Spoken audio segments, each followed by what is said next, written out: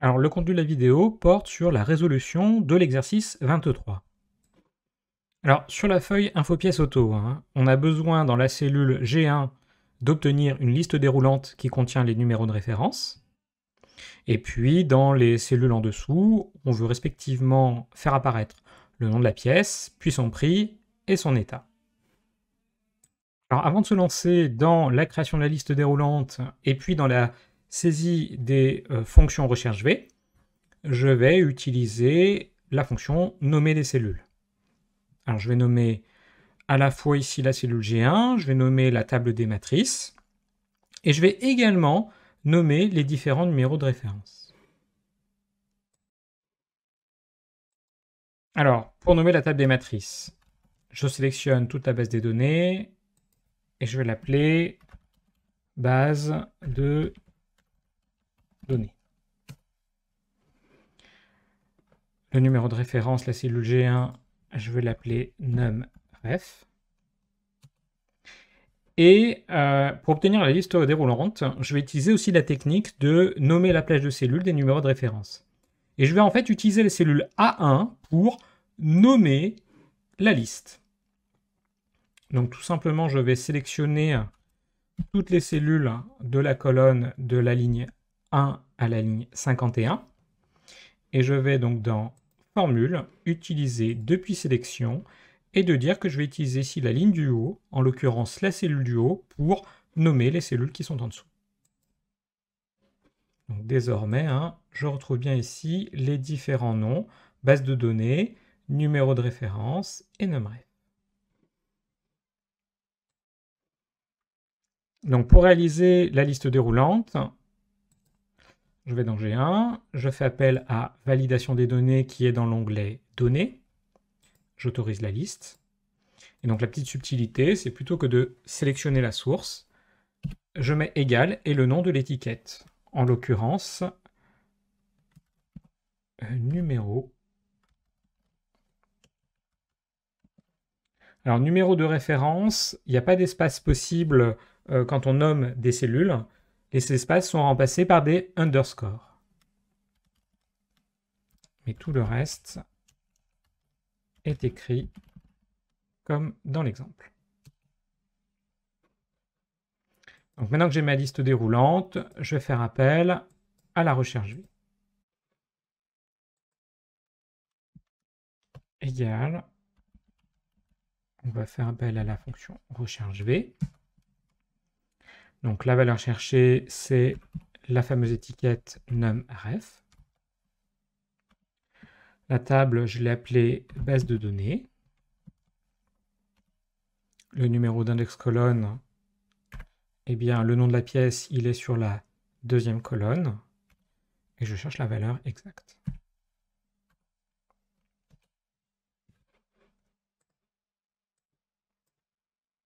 Désormais, je dois manuellement faire les modifications pour faire apparaître le bon numéro d'index colonne. Il y a tout de même un inconvénient à nommer des plages de cellules, c'est l'aspect statique. Donc l'inconvénient que l'on va rencontrer, c'est si vous voulez rajouter des nouveaux numéros de référence avec des nouveaux noms de pièces, des prix, des disponibilités en stock. Voilà, si vous voulez donc avoir un aspect un peu dynamique, donc d'avoir une actualisation de vos données, eh bien la façon dont on a procédé, on va être bloqué. Donc on va voir comment on peut rendre les choses un peu plus dynamiques. Et j'ai deux propositions à vous faire. Alors la première est, je dirais, un petit peu rustique. Elle est à la fois simple, mais elle n'est pas très raffinée. Et puis une deuxième solution qui fait appel à la fonction tableau qu'on a vue dans la section précédente. Et ensuite, vous pouvez imaginer vos propres solutions à vous, qui seraient un peu des solutions hybrides, qui prendraient un petit peu de ces deux méthodes. Alors pour cette première solution dite rustique, comment on va procéder? Alors première chose, je vais repartir de zéro. Je vais effacer tous les noms de cellules que j'ai donnés. Donc pour ça, on passe par formule, gestionnaire de noms, on sélectionne tous les éléments, et puis ici on demande à les supprimer. J'en profite pour également enlever mes recherches V. Elles ne fonctionnent plus. Alors, effectivement, je vois apparaître le message d'erreur non, dièse non. Eh bien, c'est lié au fait qu'il s'attend à voir des références, des noms qui n'existent plus. Voilà, je supprime. Et de la même façon, je vais aussi me débarrasser de ma liste déroulante qui ne fonctionne plus, puisque elle-même faisait référence à un nom de plage de cellules qui n'existe plus. Je passe par données, validation des données, je demande à effacer tout. Voilà pour la remise à zéro. Alors, comment faire pour quand même nommer les cellules tout en ayant un aspect un peu dynamique, ou en tout cas de pouvoir rajouter des informations et qu'elles soient incluses? Eh bien, en fait, c'est de nommer des plages de cellules avec des cellules vides. Alors, qu'est-ce que ça veut dire? Ça veut dire, par exemple, la table des matrices, de sélectionner la colonne A jusqu'à la colonne D en prenant tout. Donc, c'est pas très raffiné, mais ça fonctionne. Alors, je vais l'appeler base de données, comme tout à l'heure. Sauf que cette fois-ci, je ne me suis pas limité à un certain nombre de lignes. Et puis, pour les numéros de référence, je peux faire à peu près la même chose. On verra que ce n'est pas très satisfaisant, mais c'est possible. Alors là, j'ai sélectionné, j'allais dire, toutes les cellules, de la ligne 1 jusqu'à la toute dernière ligne. J'aurais pu également sélectionner toute la colonne A. Mais à ce moment-là, dans ma liste déroulante, je me serais retrouvé avec la toute première cellule, la cellule A1. Donc si vous ne voulez pas, dans votre liste déroulante, retrouver le numéro de référence, vous partez de la cellule A2 et vous faites la sélection jusqu'en bas. Et donc, je vais l'appeler ici numéro underscore référence. Je ne vais pas tout écrire pour gagner du temps. Alors j'aurais pu garder l'étiquette de la cellule G1 puisque elle, effectivement, elle ne change pas. C'est toujours donc dans la cellule G1 qu'on aura notre liste déroulante. Alors c'est parti pour la réalisation de la liste déroulante. Donc on demande bien sûr comme d'habitude à autoriser la liste. Donc pour la source, normalement, on est censé mettre le égal et le nom d'étiquette. Au cas où vous ne vous souvenez plus de comment vous avez nommé vos cellules, vous pouvez toujours reprendre avec la sélection. Mais par contre, il faudra bien sélectionner l'ensemble des cellules qui sont concernées. Alors là, on va se retrouver avec un gros inconvénient, c'est que je me retrouve pile poil en bas de ma feuille de classeur Excel. Pour remonter le plus rapidement, notamment le contrôle et la flèche vers le haut, voilà, qui permet de pouvoir retrouver la cellule la plus proche dans la colonne. Donc j'ai désormais une liste et voilà le gros inconvénient de cette méthode rustique, c'est que bien sûr on a sélectionné plein de cellules vides, donc on se retrouve dans notre liste avec du vide. Bon, l'avantage c'est que sans vraiment rentrer dans des fonctionnalités complexes d'Excel, on a quelque chose qui est tout de même fonctionnel, puisque si vous rajoutez de l'information, on va quand même pouvoir la retrouver. La deuxième méthode, bien sûr, sera plus satisfaisante si vous ne souhaitez pas avoir toutes ces cellules vides. Alors, pour réaliser la recherche V, je ne vais pas faire beaucoup de commentaires. Je vais réutiliser la même méthode en fait que précédemment. Donc, je fais appel à la formule, bien sûr, et puis je vais mettre les arguments attendus avec les noms que j'ai donnés à mes plages de cellules. Valeur cherchée, c'est numRef. La table des matrices, je l'ai appelée base de données. Numéro d'index colonne ici, c'est la colonne 2, et je cherche la valeur exacte. Voilà. Voilà pour cette première solution, je le répète, qui est un petit peu rustique, qui a des inconvénients. Alors, pour vous présenter la deuxième méthode, je suis revenu à zéro, j'ai effacé tous les noms que j'avais donnés à des cellules ou des plages de cellules, j'ai effacé les recherches.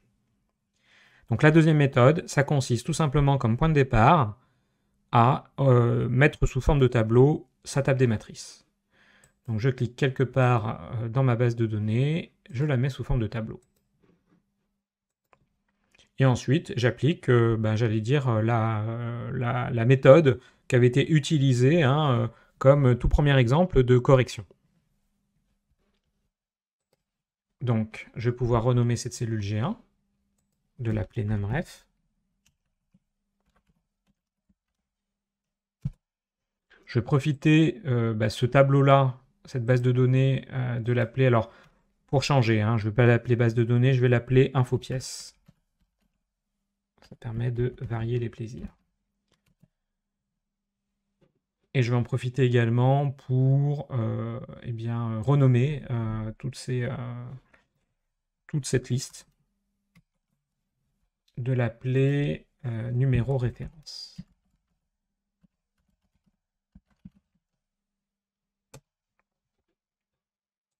Voilà, donc ça c'est un peu comme le premier exemple.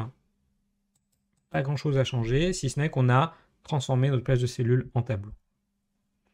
Pour la procédure, c'est la même qu'en début de vidéo. Pour obtenir la liste déroulante, données, validation des données, et là, on va pouvoir autoriser la liste et mettre l'étiquette, en l'occurrence numéro référence. Je fais la version sans accent. Donc là, l'avantage, c'est que si vous rajoutez en fait un numéro de référence, ça va rajouter une ligne directement à votre tableau et ça va mettre à jour votre liste déroulante. Donc par exemple, hop, je vais juste faire une copie. Directement, elle a été intégrée à mon tableau et ça va se refléter dans ma liste déroulante. Voilà. Et si je veux m'en débarrasser, j'ai juste à supprimer la ligne.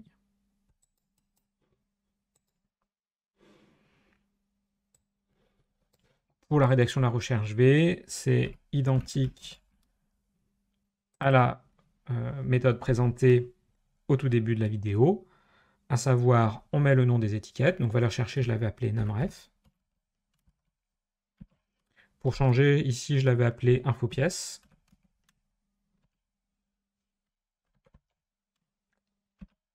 Numéro d'index, tout ça, c'est identique. Voilà. J'ai donc rajouté une ligne supplémentaire. Voilà, donc je fais référence à une pièce, voilà, rétroviseur gauche à 145 €. Eh bien, effectivement, je retrouve bien dans ma liste déroulante la pièce concernée. Alors, l'exemple d'un taux d'imposition permet de voir un peu une autre façon d'utiliser les recherches V. C'est un exemple qui se présente un petit peu différemment par rapport à ceux qui ont été évoqués précédemment. Pour réaliser cette recherche V, on peut profiter de transformer sa table des matrices en tableau, hein, pour donner un peu un aspect dynamique à notre base de données, pour pouvoir rajouter comme ça des taux supplémentaires. Et puis également en profiter pour donner un nom. Je vais l'appeler grille TX pour grille taux. Et je vais passer à l'écriture habituelle de la formule recherche V. Alors dans cet exercice, peut-être la question qui posait peut-être le plus de difficultés, c'était de savoir ce qu'était la valeur cherchée. Hein. Donc oui, c'est bien le niveau de revenu qui doit être recherché quelque part dans notre table des matrices, hein, que j'ai appelé ici grille, hein, grille TX pour grille taux. Le numéro d'index colonne, je n'ai pas vraiment le choix, hein, le pourcentage il est sur la deuxième colonne. Et cette fois-ci, par rapport aux exemples que l'on a vus précédemment, ce n'est pas une valeur exacte que l'on recherche, mais c'est une valeur approximative. Donc je vais utiliser 1 ou équivalent de vrai. Et donc là, le système est que il ne trouve pas la valeur 43 999. C'est inférieur à 45 000 tout en étant supérieur à 40 000. S'il va s'arrêter, Excel, sur la valeur 40 000. Et ça représente effectivement pas mal de cas de la vie réelle.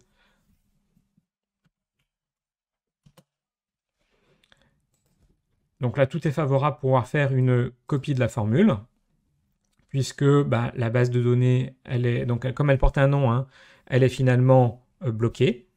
Par contre, bien sûr, ne pas bloquer la valeur cherchée cette fois-ci, sinon on prendra toujours comme référence le même niveau de revenu. Alors, avant toute chose, hein, bien se convaincre qu'il s'agit bien d'une recherche V, qui est bien sûr la fonction qui va permettre de répondre à notre besoin. Tout simplement, hein, on a ici donc un salaire, on a un revenu, revenu que l'on va essayer de trouver ici dans la première colonne de cette matrice pour connaître le taux correspondant. Donc oui, c'est bien une recherche V, et la petite subtilité ici, c'est que on ne pourra pas trouver la valeur exacte, donc le dernier argument de recherche V, ça sera de trouver une valeur proche. Alors avant de réaliser la recherche V, on peut très bien profiter pour modifier sa table des matrices et la mettre sous forme de tableau, ce qui permettra de pouvoir rajouter éventuellement à des niveaux de salaire ou des niveaux de revenus des nouveaux taux d'imposition. Donc il y a un aspect un peu dynamique. Alors passons à l'écriture de la recherche V. Donc le point de départ est très habituel. Et peut-être ici, dans cet exercice, la principale difficulté était de bien déterminer quelle était la valeur cherchée. Et ici, bien sûr, hein, c'est le niveau de revenu. Ensuite, la table des matrices, et bien là, comme j'ai transformé en tableau, elle s'appelle tableau. Alors, je n'ai pas modifié son nom, ce qui fait que par défaut, il donne tableau avec un numéro. J'aurais pu en profiter quand même pour le modifier. Numéro d'index colonne, le pourcentage c'est sur la colonne numéro 2. Et là, cette fois-ci, par rapport aux exemples précédents, je ne peux pas lui dire de rechercher une correspondance exacte, puisque ce niveau de revenu ne se retrouve pas. Et pour cette fois-là, je vais utiliser donc la valeur vraie ou 1, pour dire qu'on cherche une valeur finalement approximative, en sachant que le réglage dans la recherche V fait que 43 000, ça dépasse 40 000, mais c'est en dessous de 45 000, donc il va bien se rabattre sur la valeur 40 000. Et ça correspond bien en fait à notre cas dans cet exemple-là, et c'est souvent effectivement un cas de figure que l'on retrouve majoritairement dans la vraie vie, dans le monde du travail.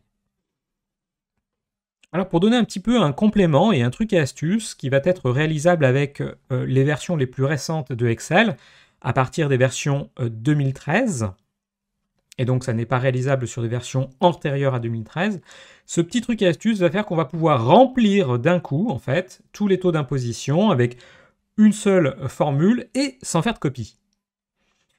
En fait, plutôt que de faire référence comme valeur cherchée à seulement un revenu, on va prendre tous les revenus. Donc ça, c'est réalisable à partir des versions 2013. Donc on fait appel à la formule recherche V comme précédemment. La valeur cherchée, voilà la subtilité, c'est plutôt que de faire un seul revenu, je fais référence à l'ensemble des revenus, donc je fais une sélection de la plage de cellules des revenus. Et pour la suite, c'est identique à l'exemple précédent. La table des matrices, ensuite le numéro d'index colonne, on cherche une valeur approximative. Et voilà la petite subtilité, voilà le petit truc à astuce avec les versions les plus récentes de Excel. Alors, pour ce dernier exemple, donc la feuille taux remise, pour la remplir, je ne vais pas utiliser de raffinement, je ne vais pas chercher à renommer des cellules ou des plages de cellules. Je vais utiliser donc une recherche V de la façon la plus simple possible. Et puis faire juste une petite aparté pour dire que en théorie, effectivement, ça pourrait être réalisable avec une imbrication de formule si, mais dans ces cas-là, ça serait vraiment compliqué à écrire. Et donc finalement, une façon de présenter la recherche V, c'est aussi de dire que une recherche V peut être une alternative à une fonction si dans une fonction si dans une fonction si. À condition, bien sûr, d'avoir une table des matrices qui permet à un numéro, à une valeur cherchée, à faire correspondre une information. Voilà pour la petite aparté. Je passe à la résolution d'exercice en faisant appel tout de suite à la fonction recherche V. J'aurais pu même utiliser l'assistant. Après tout, c'est une solution qui marche très bien. Donc la valeur cherchée, c'est la quantité. La table des matrices, je la sélectionne. Comme je n'ai pas de copie à faire, je ne cherche pas à bloquer les choses. Le numéro d'index colonne, c'est encore sur la deuxième colonne que j'ai le taux de remise. Et là, comme l'exemple précédent, c'est une valeur approximative, pas une valeur exacte. Voilà, hein, si on veut vérifier que tout a bien fonctionné, on peut modifier la quantité. Je vais mettre par exemple 2500 pièces. Et voilà, il me fait correspondre le taux.